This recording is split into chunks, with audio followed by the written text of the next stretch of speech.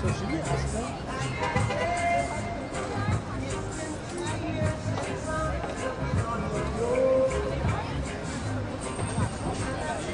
I think welcome.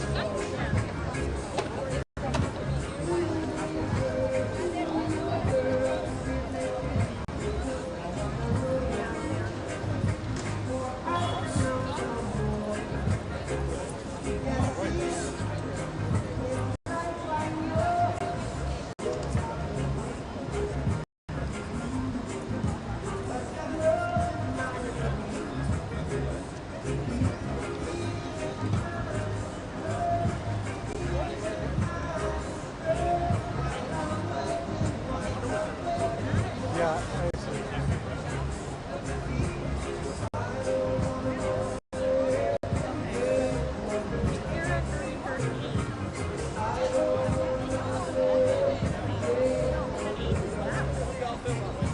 Reuters?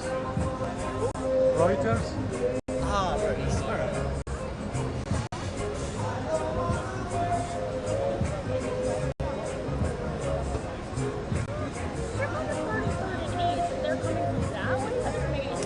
But you can see, we see that.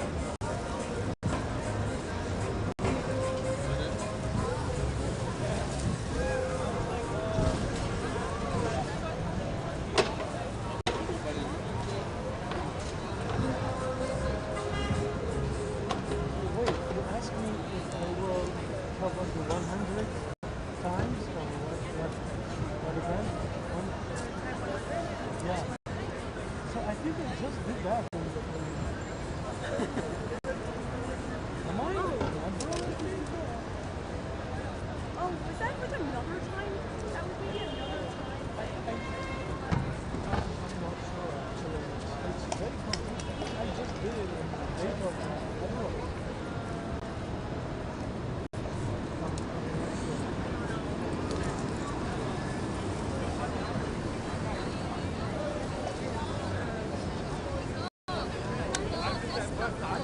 الفايل الممتع كمان على الكمبيوتر بتلعبها عارف لما كان كتير عن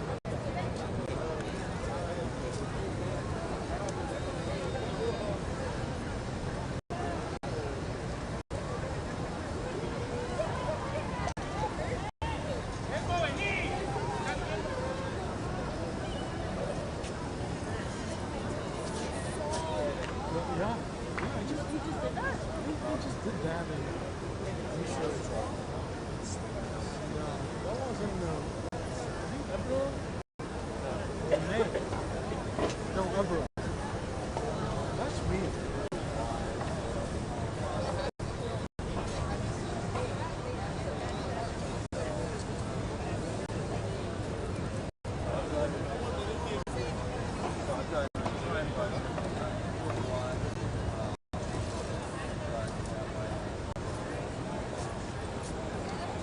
Can't find it.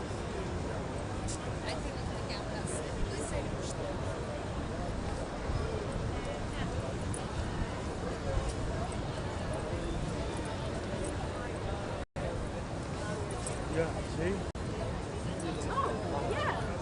April. April 25th. Wait, so I don't understand. Okay, whatever.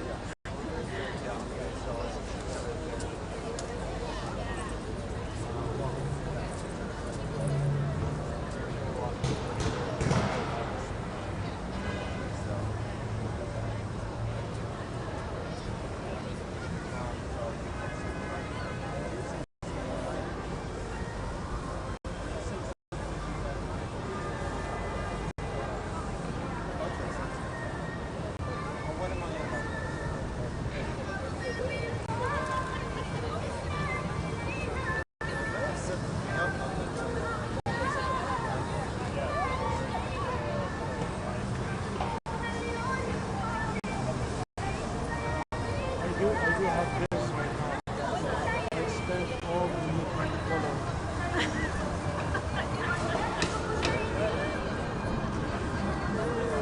I did this. Oh, wow. Oh my God. So that was the only meat.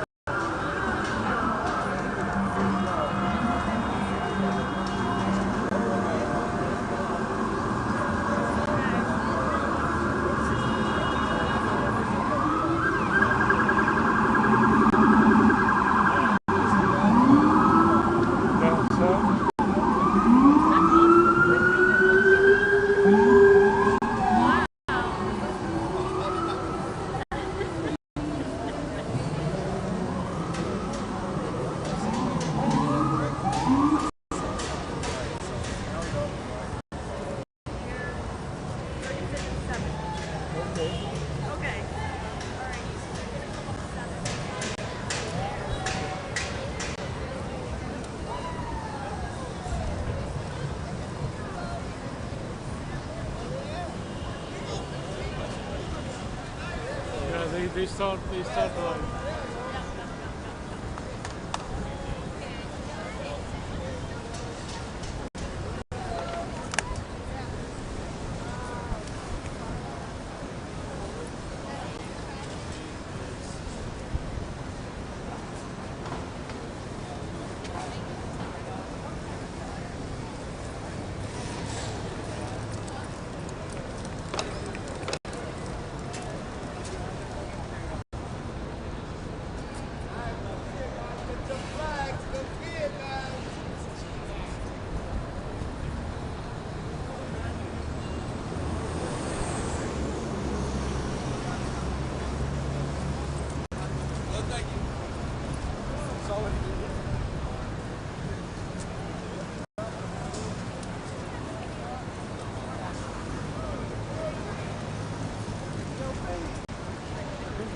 Have to go there because they are going out.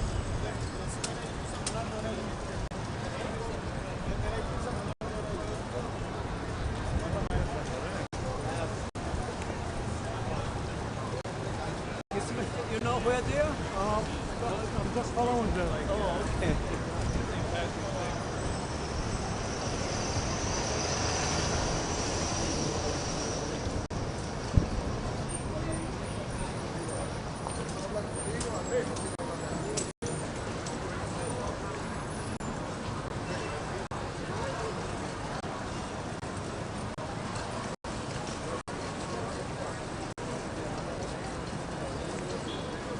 Yes, it is, bro.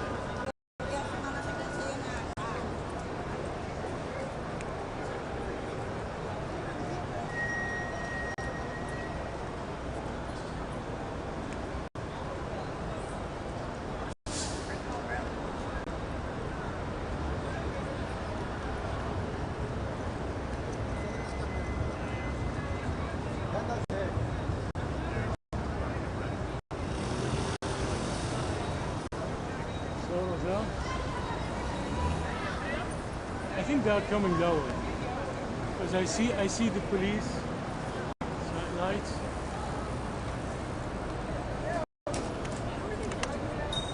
Police is there. I don't know.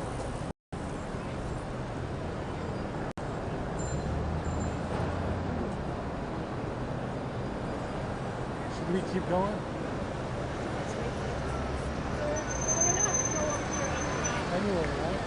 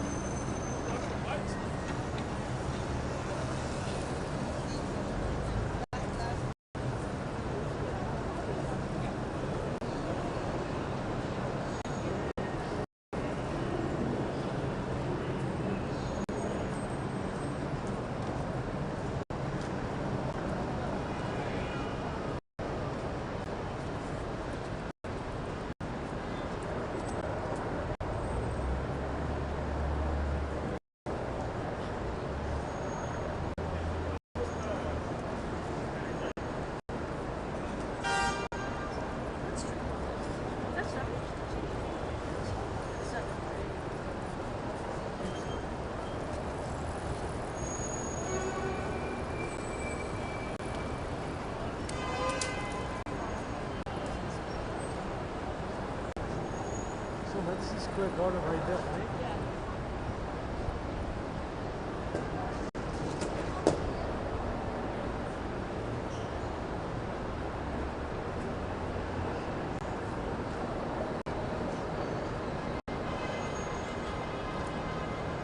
Do you see something?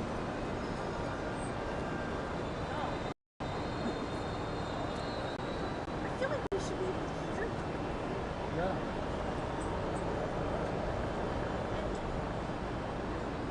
Not the helicopter. Okay, so we have helicopters inside.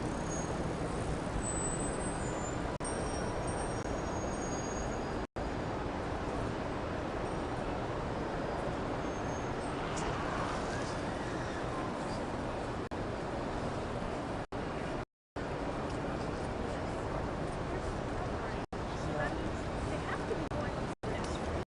Right?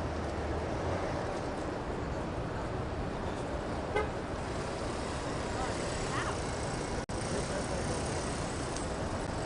It's weird, right?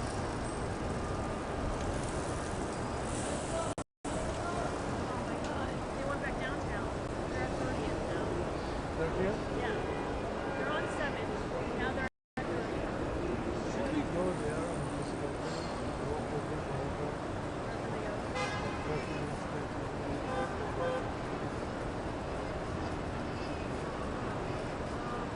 30th?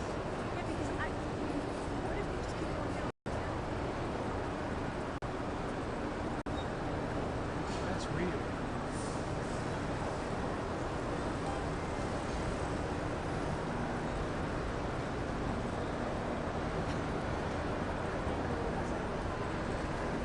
Because you know, the people just walk down there. Alright, should we just go down? Like, who knows when they're gonna come to Times Square? Yeah. Maybe they are following the police. You know, sometimes the police ask them to change their mind.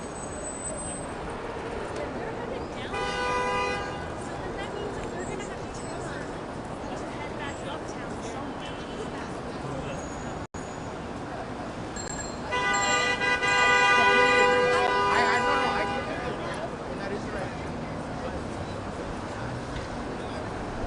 Oh, due to several violent threats from Zionists, they're not marching on Times Square when it falls. So let's keep going.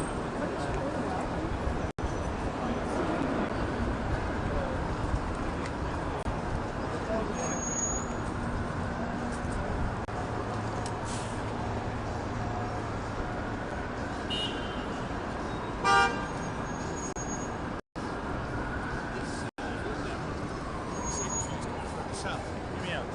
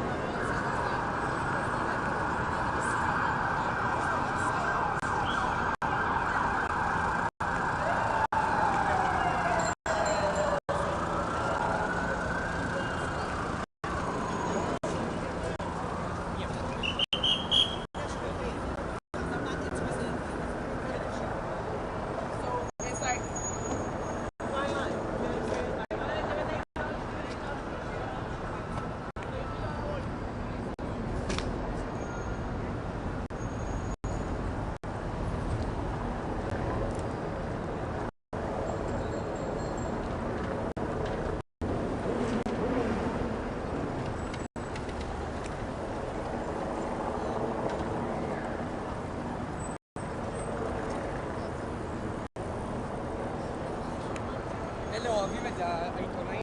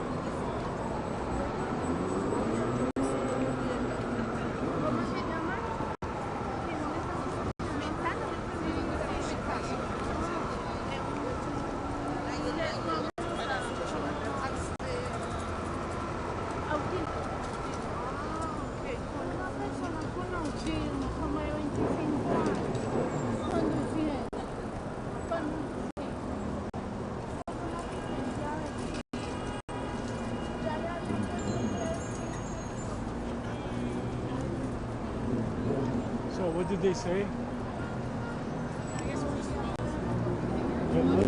30th flight?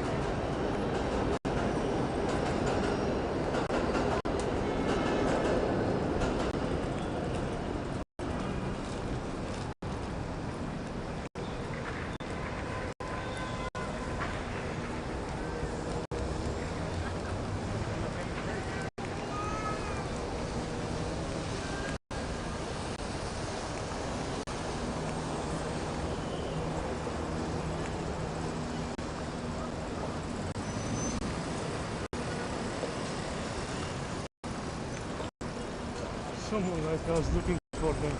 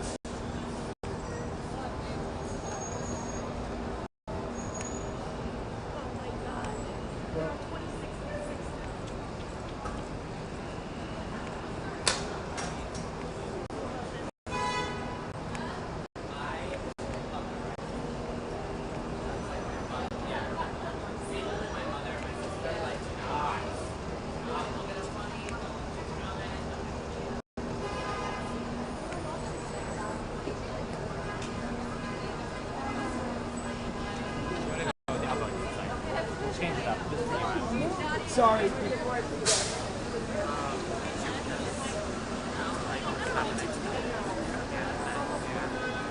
That's how just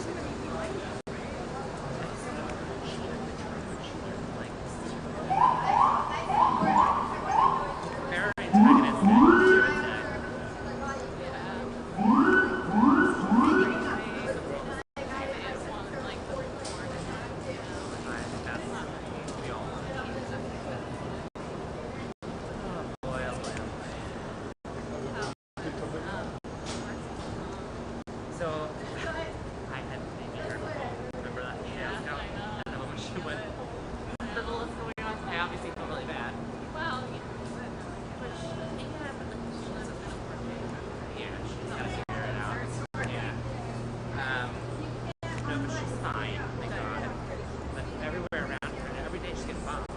Every day. Last night she was in the shelter for 12 hours. Yeah.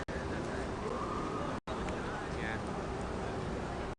She's so stubborn. She's like, I'm not going to the shelter anymore. She's not. No, you have to go to the shelter. You think about it, it's going on for a year. But enough is enough.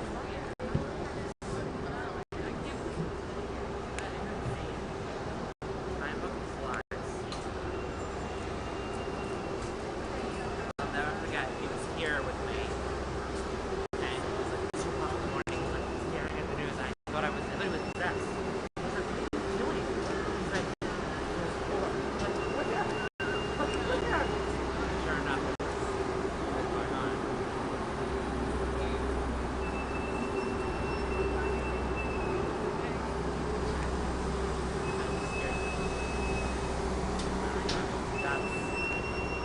It is getting hot.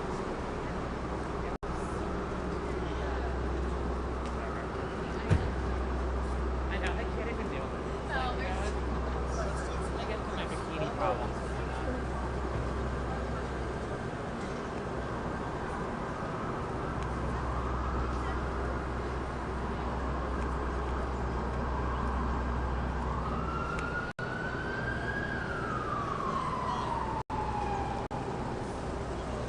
You can go 10 blocks down. Where are you right?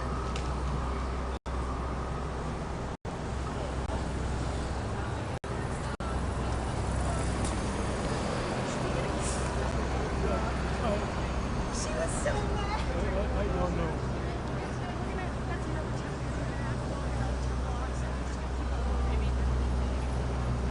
So what do you think?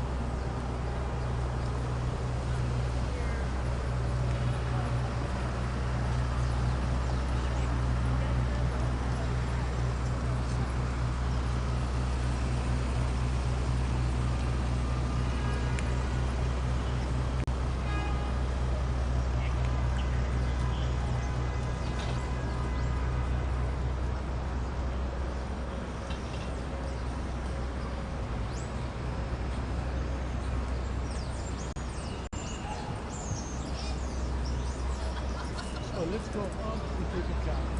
This is the only Mami, si nosotros nos bajamos,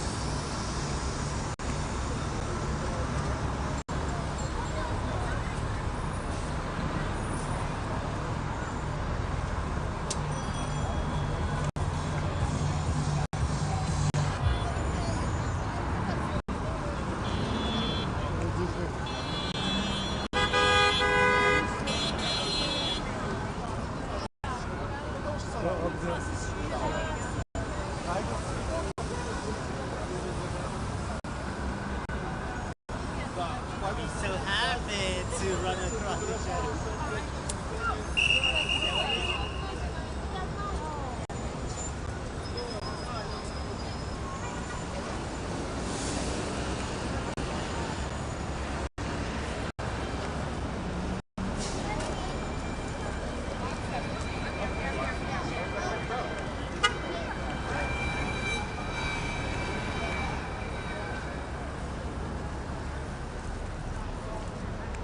Thank you, Roselle. thank you.